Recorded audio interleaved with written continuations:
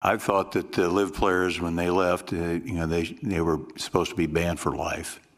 If you want to play the PGA Tour again, you come back and you must play the Korn Ferry Tour for a year to qualify for it. At the 2026 Masters, during what should have been a simple press conference celebrating golf's living legends and the tradition of Augusta National, Tom Watson sat behind a microphone and dropped a bomb that sent shockwaves across professional golf. A reporter asked him about Brooks Koepka, the five-time major champion who had returned to the PGA Tour after his controversial stint with LIV Golf. Watson did not offer a diplomatic answer. He did not talk about second chances or moving forward. Instead, Watson looked into the cameras and said Koepka should have been banned for life. He said the PGA Tour had reneged on its promise. He said that if he were commissioner, Koepka would be forced to spend a full year playing the Korn Ferry Tour just to earn his way back. And in Watson's moral universe, allowing Koepka to return at all was the same as letting a cheater walk free. The thumbnail for this video says it all. He's a cheater. But here's what makes this story so much deeper than just one press conference or one angry legend. Tom Watson has been calling people cheaters for over 40 years. He has pointed his finger at broadcasters, at superstars, at business partners, and at anyone who challenged his vision of what professional golf should represent. And his definition of cheating has expanded very far beyond what you would find in any official rulebook. This is not just about rules violations. This is not about a player shaving strokes off his scorecard or moving his ball when no one is looking. This is about a man who appointed himself as golf's moral sheriff without anyone asking him to take that role. Over 4 decades, Watson has transformed from one of the sport's greatest champions into its most relentless judge. He has turned private disagreements into public scandals. He has written backroom letters designed to destroy careers. He has demanded punishments so extreme that even his fellow legends have questioned whether he has gone too far. Watson has pointed his finger at television broadcasters who told jokes he found inappropriate. He has lectured superstars going through personal crises. He has condemned players who signed contracts with leagues he did not approve of. And he has framed every situation as a battle between good and evil, with himself on the side of righteousness and everyone else labeled as corrupting influences. If you want to understand how one man's crusade to protect golf's soul actually ended up fracturing it instead, if you want to see how moral policing can spiral when there are no checks on public shaming, then use the hype feature right now and give this video some hype. Because the 5 names Watson has targeted are going to show you how far moral absolutism can go. And by the time we reach number 1 and the confrontation at Augusta National, you will understand why Watson's version of integrity looks less like protection and more like control. Let me walk you through the 5 golfers Tom Watson has publicly branded as cheaters, starting with the oldest case and building toward the most recent explosion. Each story reveals a different layer of Watson's expanding moral code.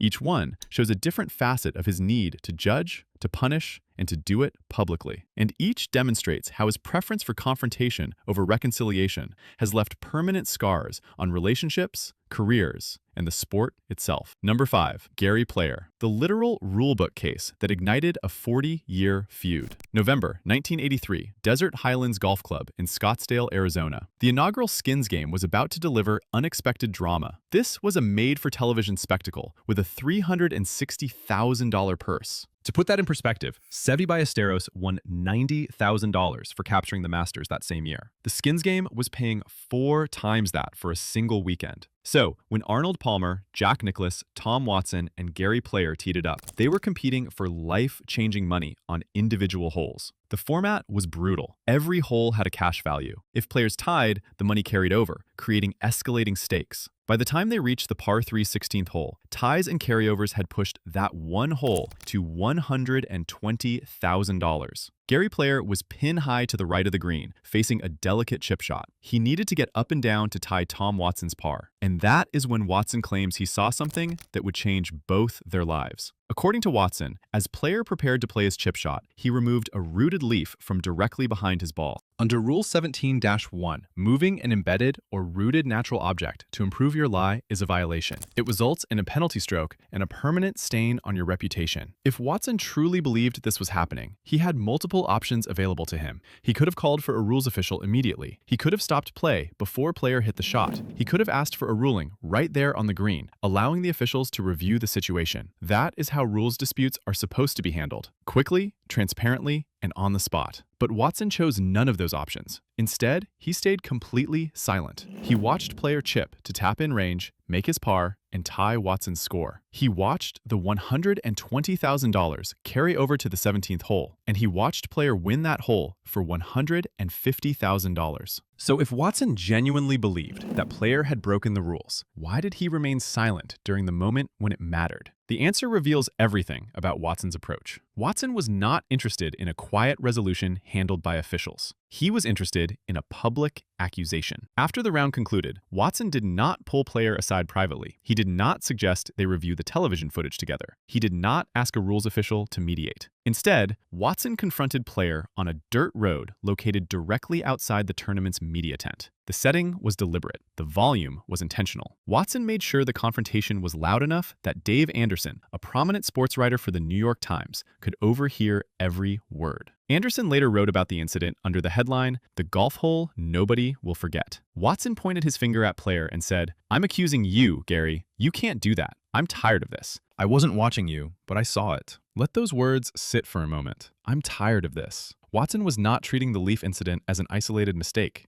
He was implying that Gary Player had been cheating for years. He was suggesting a pattern of behavior, and he was doing it in the most public way possible. Player defended himself immediately. He insisted that he had been within the rules. Later, Player would describe Watson's accusation as the most heinous charge that could ever be laid against a professional golfer. But Watson never backed down. He never retracted the accusation, and Gary Player never apologized either. The bitterness between the two men festered and deepened over the years. What should have been a minor rules dispute, something that could have been resolved in 30 seconds by an official with a rulebook, turned into a toxic, decades-long feud that poisoned one of golf's most high-profile friendships. The resentment boiled over in 1991 when Gary Player published his autobiography. In the book, Player retaliated with a counter-accusation of his own. He claimed that Tom Watson had cheated during his victories at both the 1977 Masters and the 1977 British Open by using non-conforming clubs. What started as a dispute over a rooted leaf on a single green in an exhibition event spiraled into a permanent fracture between two of the greatest players in the history of the game, and that fracture exposed the core problem with Watson's approach. He had a choice in 1983. He could have handled it quietly during play. He could have let the officials make the call. Instead, he chose the dirt road. He chose the reporter. He chose the public scandal. He chose confrontation over resolution. And that choice set the template for every moral crusade that followed. Number 4, Tiger Woods. The public sermon delivered during a private crisis. Fast forward to January 2010. The global media landscape was consumed with one story. Tiger Woods, the biggest star professional golf had ever produced, was not in a good place. His personal life had collapsed in the most spectacularly public way imaginable. Endless tabloid headlines, 24-hour news coverage, sponsor after sponsor walking away from endorsement deals. It was a complete firestorm. The man who had dominated golf for over a decade, who had transcended the sport to become one of the most recognizable athletes on the planet, was suddenly facing consequences that went far beyond missed putts or lost tournaments. This was about his marriage, his family, his reputation, and his future. And Tiger had not even returned to competitive golf yet. He was dealing with the fallout privately, working through the wreckage of his personal decisions, and preparing to make amends in his own time and in his own way. But Tom Watson decided that was not good enough. Watson decided that Tiger's private process needed public supervision. At a pre-tournament press conference for the Dubai Desert Classic, an event on the other side of the world where Watson was participating as a veteran player, Watson used his platform to deliver what can only be described as a sermon aimed directly at Tiger Woods. He did not offer words of support. He did not offer understanding or empathy for a fellow golfer going through an incredibly difficult moment. He offered judgment. He offered a public lecture, and he framed it all as his duty to protect the integrity of professional golf. Watson declared that Tiger's on-course behavior, specifically his swearing during rounds, his occasional club throwing after bad shots, and his visible emotional outbursts when things went wrong, was bad for the game and should end immediately. But Watson did not stop there. That would have been critical enough on its own. Instead, Watson went several steps further and told Tiger Woods, in front of international media, exactly how he should be handling his personal life. Watson said that Tiger's personal situation should now be his #1 priority. He said Tiger needed to get control of it. He said Tiger needed to make some amends. And he said Tiger needed to show some humility to the public when he eventually came back to competition. Think about that for a moment. Watson was not talking about a rules infraction. He was not addressing something Tiger had done on a scorecard. He was not even focusing on behavior that had broken any official code of conduct established by the PGA Tour. He was using an international press conference, with cameras broadcasting to millions of people around the world, to dictate how another grown man should manage his private relationships, navigate his family struggles, and demonstrate his repentance to the public. This was not about protecting competitive integrity. This was about Watson positioning himself as the moral authority who had the right to tell Tiger Woods how to live his life and how to apologize for his mistakes. This was not about protecting the integrity of competition. This was about Watson positioning himself as the moral superior during someone else's lowest moment. Tiger had not asked for Watson's advice. The golf world had not appointed Watson as the spokesman for acceptable behavior, but Watson took that role anyway. He framed Tiger's struggles as a failure of humility and decorum, and he did it in front of cameras and reporters who would broadcast his sermon around the globe. Critics called it opportunistic. They said Watson was using Tiger's vulnerability to assert his own generational values, and to remind everyone that in Watson's era, golfers were supposed to be quiet, controlled, and respectable at all times. Swearing was unacceptable, club throwing was unacceptable, and personal scandals were supposed to be buried, not addressed publicly. But the sport had changed. Athletes were no longer expected to be silent role models who hid their emotions and their mistakes behind country club politeness. Tiger represented a new era of golf, an era where passion, intensity, and even flaws were visible. Watson's lecture revealed how uncomfortable he was with that shift, and it showed his willingness to use someone else's pain as a platform to promote his own outdated code of conduct. Tiger eventually returned to golf. He rebuilt his career. He won more majors. And Watson's sermon became just another example of an old guard legend trying to control a world that had already moved past him. Number 3, Phil Mickelson, the architect of treason. When LIV Golf launched in 2022, it represented the biggest disruption professional golf had ever seen. Saudi-backed money, guaranteed contracts, no cuts. A rebel league designed to pull the biggest names away from the PGA Tour, and Tom Watson saw it as an existential threat, not just to the tour's business model, but to the entire moral foundation of the sport.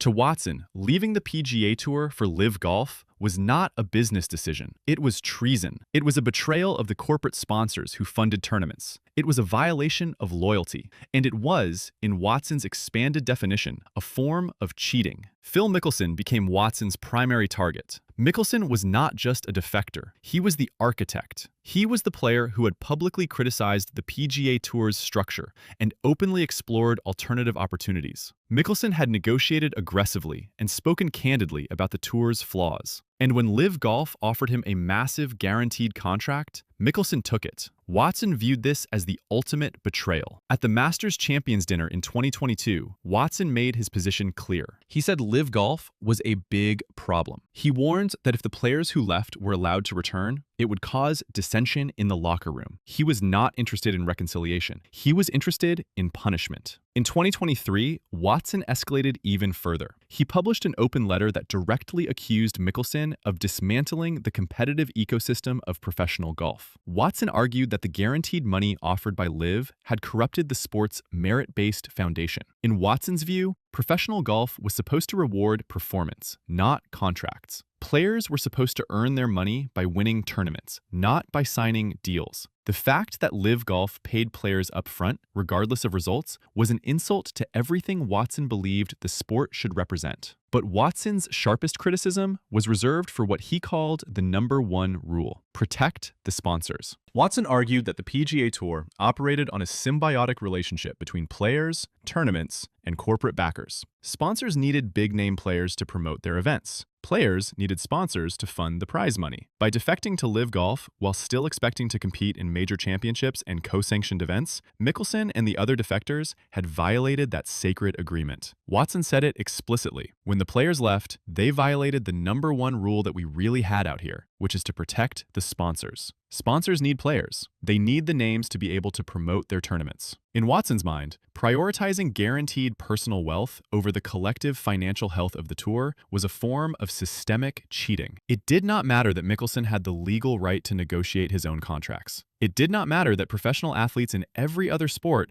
had the freedom to choose their employers. Watson saw it as a moral crime, and he used every public platform available to frame Mickelson as a traitor who had sold out the game for Saudi money. The backlash was immediate. Younger players pointed out that Watson's loyalty argument ignored decades of labor exploitation by the PGA Tour itself. Players had been fighting for better prize distributions, for healthcare benefits, for retirement plans. The tour had resisted those changes for years. And now, Watson was demanding that players remain loyal to an institution that had not always been loyal to them. But Watson did not care about those arguments. He cared about the code, and anyone who broke it, even for legitimate business reasons, was a cheater in his book. Number 2, Patrick Reed, the loophole exploiter. Patrick Reed's situation in 2026 exposed yet another layer of Watson's expanding moral code. Reed had left the PGA Tour to join LIV Golf. But unlike the major champions who qualified for the immediate returning member program, Reed faced a different set of restrictions. He was barred from competing in PGA Tour events until the end of August 2026. He would not be able to formally regain his tour membership until January 2027. Those penalties were designed to punish defectors and create a financial and competitive gap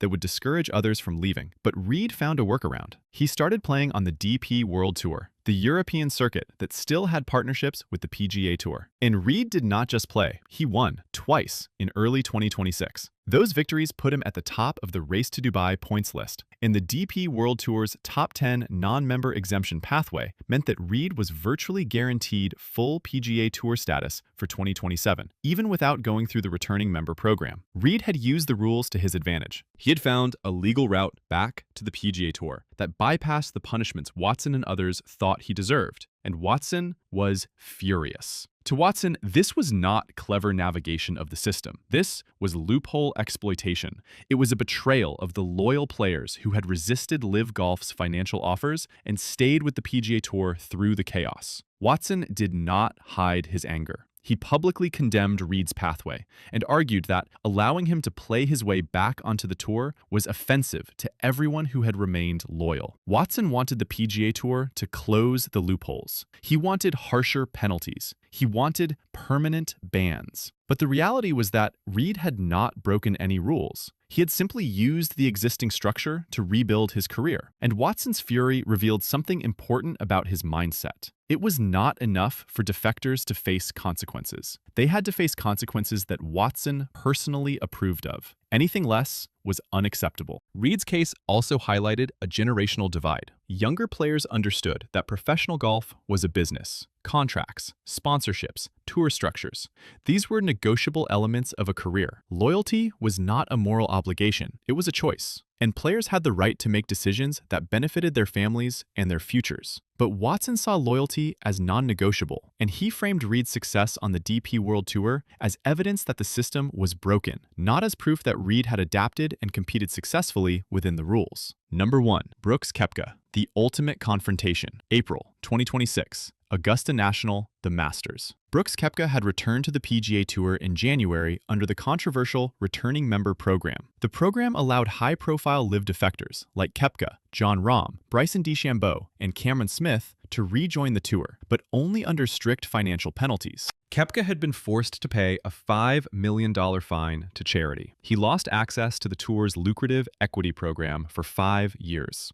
He was barred from certain bonus pools. Those were serious consequences, but to Tom Watson, they were nowhere near enough. During the traditional Thursday morning press conference following his ceremonial opening tee shot alongside Jack Nicklaus and Gary Player, Watson was asked about Koepka's return, and Watson did not hold back. He accused the PGA Tour of reneging on its promise. Watson said he thought LIV players were supposed to be banned for life when they left. And if Watson were commissioner, that is exactly what would have happened. But Watson did not stop at a lifetime ban. He went further. Watson said that if a LIV player wanted to return to the PGA Tour, they should be forced to play the Korn Ferry Tour for a year to re-qualify. Let that sink in. Watson wanted Brooks Koepka, a 5-time major champion, to compete on a developmental tour alongside players trying to earn their PGA Tour cards for the first time. He wanted public humiliation. He wanted Koepka to prove himself all over again, not because Koepka had lost his skills, but because he had made a business decision Watson disagreed with. Watson framed this as protecting the integrity of the tour, but it was really about punishment. It was about making an example out of Koepka so painful and so degrading that no other player would ever dare follow his path. When Koepka was informed of Watson's comments after his second round 69, he dismissed the legendary golfer's stance with a calm, measured response. Koepka said, "Everybody is entitled to their own opinion. He's not the first person that's thought that. If you're going to get the opportunity to come back out, you're going to take it." That response highlighted the massive generational gap between Watson's rigid, institutional dogmatism and the pragmatic, commercial realism of modern professional athletes. Koepka was not going to apologize for taking an opportunity. He was not going to perform the public penance Watson demanded. And he was not going to pretend that professional golf was anything other than a business where players had the right to negotiate their own futures. Watson's attack on Koepka at the 2026 Masters was the culmination of decades of moral policing. It connected every thread: the public shaming, the demand for extreme punishment, the refusal to accept that the sport had evolved beyond his mid-century ideals. And it proved that Watson's definition of cheating had nothing to do with scorecards or rulebooks anymore. It was about control. It was about loyalty. And it was about forcing everyone to follow a code that Watson himself had written. So here's the pattern that emerges when you line up all 5 cases side by side. Gary Player moved a rooted leaf behind his ball on a single hole in an exhibition event, and Watson turned it into a decades-long personal feud that resulted in mutual accusations of cheating and permanently destroyed their friendship. Tiger Woods struggled with personal issues and occasionally swore or threw a club during competitive rounds, and Watson turned it into a public sermon about humility and moral reformation delivered on an international stage. Phil Mickelson made a business decision to sign a contract with a rival league that offered him guaranteed money and greater control over his schedule. And Watson called it treason and labeled him as the primary architect of professional golf's moral collapse. Patrick Reed found a legal pathway back to the PGA Tour through strong performances on the DP World Tour, and Watson condemned it as loophole exploitation and a betrayal of every player who had remained loyal. Brooks Koepka paid a $5 million fine to charity, forfeited equity opportunities worth millions more, accepted significant competitive restrictions, and returned to the PGA Tour under officially sanctioned penalties. And Watson publicly declared that it was not nearly enough punishment and demanded that Koepka be humiliated on a developmental tour for an entire year just to prove his worthiness. Every single case, when examined closely, reveals the exact same core problem. Tom Watson appointed himself as the sheriff of professional golf without anyone in the sport asking him to take on that role. And his version of justice, his definition of what constitutes fair enforcement and appropriate punishment, has always followed the same pattern. Public accusation delivered in the most visible way possible. Demands for extreme punishment that go far beyond what the governing bodies or fellow players would consider reasonable. And absolutely no room for private reconciliation, quiet resolution, or understanding of the complex circumstances that might explain someone's choices. But here is what makes this story even more complicated. Watson is not entirely wrong about one thing. Professional golf does need integrity. The sport does rely on trust. Players do need to compete fairly. Sponsors do need to feel confident that their investments are supporting a legitimate, competitive ecosystem. And fans do need to believe that the results they see are earned, not bought. Those are real concerns. They matter. But Watson's approach to protecting those values has consistently made things worse, not better. When he confronted Gary Player on that dirt road in 1983, he could have raised his concern during play and let the officials decide. Instead, he created a public scandal that destroyed a friendship and damaged both men's reputations. When he lectured Tiger Woods in Dubai, he could have offered private support or simply stayed silent. Instead, he positioned himself as a moral superior and alienated the sport's biggest star during a vulnerable moment. When he wrote that letter about Gary McCord, he could have spoken to McCord directly about his concerns. Instead, he used backroom influence to get a broadcaster permanently banned from the Masters. And when he attacked the LIV defectors, he could have acknowledged the legitimate business and labor arguments they were making. Instead, he framed them as traitors and demanded punishments so extreme that even other legends found them unreasonable. Watson's moral policing has not preserved golf's purity. It has fractured the sport's professional community. It has deepened generational divides. And it has turned every disagreement into a binary choice between good and evil, with Watson always on the side of good and everyone else labeled as cheaters. The 2026 Masters press conference was a perfect example of this. Watson stood at a podium and called for Brooks Koepka to play the Korn Ferry Tour. He said the PGA Tour had reneged on its promise. He framed the returning member program as a betrayal. But the reality is more complicated. The tour made a business decision to allow certain players back under strict financial penalties because those players still drew massive crowds, still created storylines, and still generated revenue that supported everyone else on the tour. Was it a compromise? Absolutely. Was it perfect? No. But it was also a recognition that professional golf operates in a global market where players have leverage and options. Watson's demand for lifetime bans and humiliating re-entry requirements ignored that reality completely. And that is the core problem with Watson's entire moral crusade. He treats professional golf like a private club with a fixed set of rules that never change. But professional golf is not a private club anymore. It is a global business. It is a competitive ecosystem where players, sponsors, tours, and media companies all have competing interests. And navigating that complexity requires flexibility, negotiation, and compromise. Watson has never been interested in any of those things. He wants absolute loyalty. He wants unquestioning adherence to his code. And he wants the power to punish anyone who breaks it. That mindset worked in the 1970s and 1980s, when professional golf was smaller, more insular, and controlled by a tight group of legends who all shared the same values.